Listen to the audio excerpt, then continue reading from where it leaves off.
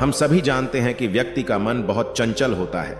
यही कारण है कि मन अशांत रहता है और कई तरह के सवालों का जन्म भी अशांत मन के कारण ही होता है। यदि आप जीवन में शांति चाहते हैं तो इसके लिए जरूरी है मन को शांत करना। लेकिन मन को शांत कैसे किया जाए?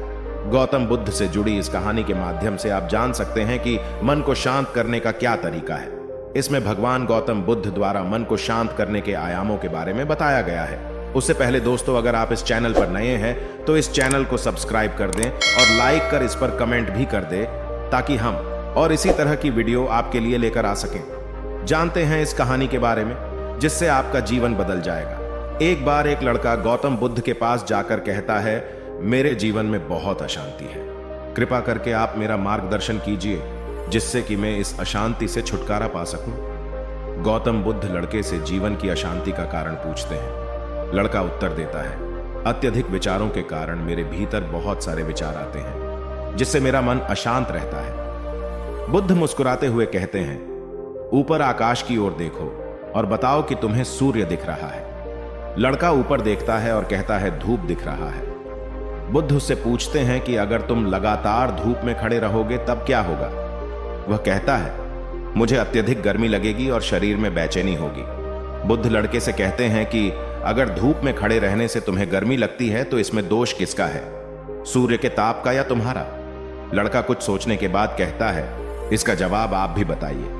बुद्ध कहते हैं, सूर्य का काम है ताप देना और ताप का काम है गर्मी लगना। ऐसे में तो दोष तुम्हारा ही है कि तुम धूप में जाकर खड़े हुए, जिससे कि तुम्हें गर्मी लगी। तुम्हें अगर शीतलता चाहिए तो तुम्हें छांव में रहना होगा।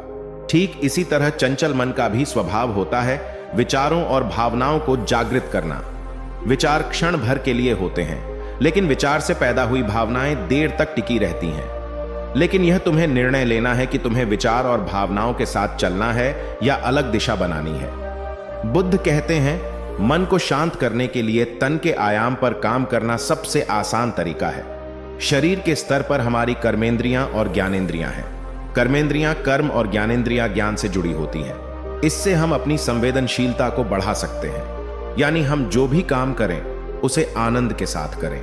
मन के आयाम से हटकर तन के आयाम पर जाने से ही तुम्हारा चित्त शांत होगा। ऐसा करने से तुम मन के आयाम से हटकर शरीर के आयाम पर आ जाओगे, ठीक उसी तरह जैसे तुम धूप से हटकर छांव में आ सकते थे।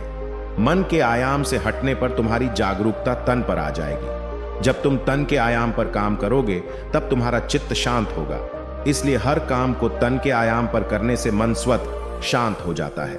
लड़का बुद्ध से कहता है, अपने भीतर के सुर को कैसे सुने?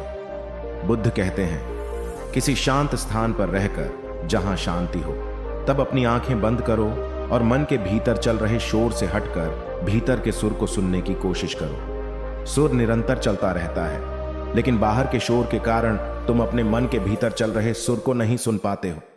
जब तुम अपने दोनों कानों को अपने हाथों से बंद कर दोगे, तभी मन के सुर को सुन पाओगे। इस तरह तुम मन की अशांति से दूर हो जाओगे और तुम्हारा मन शांत हो जाएगा।